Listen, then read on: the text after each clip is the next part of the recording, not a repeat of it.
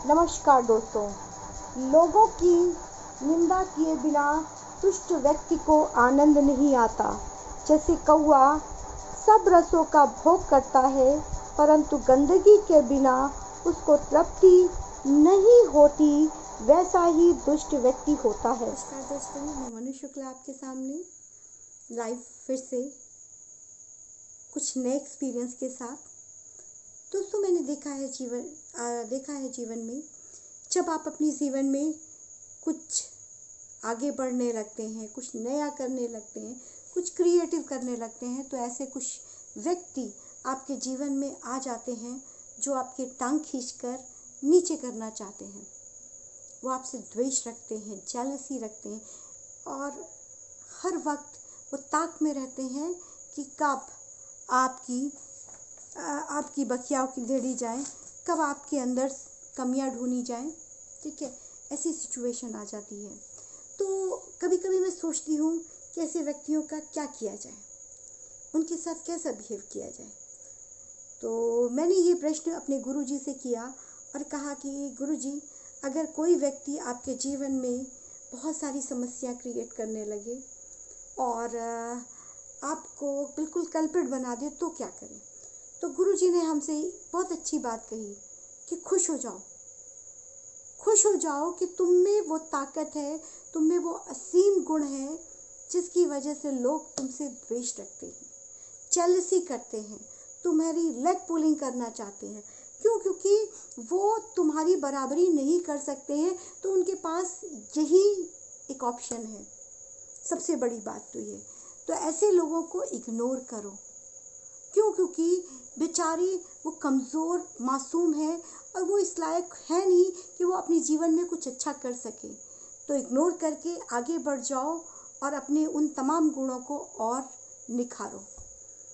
दूसरी बात, खुश हो, be happy in each every moment कि तुम कुछ नया कर रहे हो, कुछ अच्छा कर रहे हो, क्रिएटिव कर रहे हो, तभी तो ये सारे लोग तुम्हारे आगे पीछे खड़े हुए हैं और तुम्हारी निंदा कर रहे हैं, तुम्हें क्रिटिसाइज कर रहे हैं, तुम्हारी लेग पुलिंग कर रहे हैं। तो इससे खुश रहो कि तुम्हारा पाथ सही है और तुम सही रास्ते पे हो। ऑलवेज पे द ग्रेटिट्यूड योरसेल्फ। और सबसे बड़ी बात यह है, ईश्वर का धन्यवाद करो कि वो हर पल हर घड़ी आपका हाथ थामे हुए आपके साथ खड़ा हुआ है।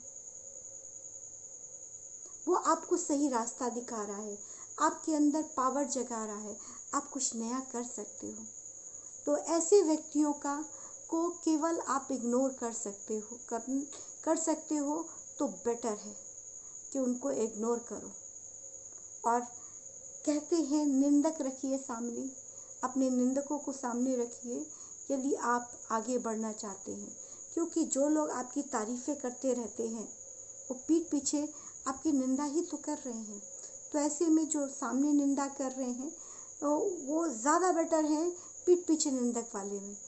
क्योंकि जब आप तरक्की की राह में बढ़ रहे होंगे, सही रास्ता होगा, तभी लोग आपका लेग पुलिंग करेंगे। अगर आप गलत रास्ते पे होंगे तो कोई आपकी लेग पुलिंग नहीं करेगा। जैसे एक कहावत कह रही थी, एक साहूकार जी एक व्यक्ति के घर में गए और उसने उनकी बहुत ही निंदा की, बहुत बेइज्जती की, लेकिन साहूकार जी ने एक शब्द नहीं कहा और वो खामोश रहे। तो जब वो खामोश रहे तो उनके साथ वाले भी खामोश रहे और वो वहाँ से जब बाहर निकले और गाड़ी में बैठे तो लोगों ने उनसे कहा कि आपने तो उनको कुछ भी नहीं कहा, उन्होंने तो आपको बहुत कुछ कहा। तो साहूकार जी ने कहा कि उसका तो अग्निसार हो गया और हमारा तो जलाभिषेक हो गया। वो अग्नि में जल रहा है, कुंपित है, इसलिए वो ऐसा कर रहा है। और मैं इसलिए प्रसन्न हूँ और शांत हूँ क्योंकि मेरा दृष्टिकोण सही है और मैं सही रास्ते पे चल रहा हूँ। तो ऐसे में जितने भी निंदक हैं, जितने ईर्ष्यालु हैं, उनका ग्रेटिट्यूड, धन्यवाद कि आप ईर्ष्या करते हुए खुद जल रहे हैं। इससे बड़ी बात क्या है, आप मेरे लिए जल रहे हैं, आप मेरे लिए दुखी हैं, मेरे लिए कुंठित हैं, और आप मेरा पैर खींच रहे हैं, लेग पुलिंग कर रहे हैं। धन्यवाद। आप मुझे नीचे खींचेंगे तभी तो मैं ऊपर बढ़ने की प्रयास करूंगी, क्योंकि जब तक आप ऐसा करेंगे नहीं तो मैं आगे कैसे बढ़ूंगी। तो आपका बहुत बहुत बहुत धन्यवाद मेरी कमियां ढूंढने के लिए। और इस धन्यवाद के साथ मैं बस यही कहूँगी कि ईश्वर आप पर अपनी कृपा करे रहे, क्योंकि मेरा हाथ तो हर पल हर घड़ी उस परम पिता परमेश्वर ने थाम के रखा हुआ है, और वो हमेशा मेरे हाथ को थामे हुए अपने साथ लिए रहेंगे। मेरे पास उनका प्रेम है, उनकी श्रद्धा है, और मैं बस उन्हीं की भक्ति में लीन हूँ, और मेरा सर्वस्व उनका ही दिया हुआ है।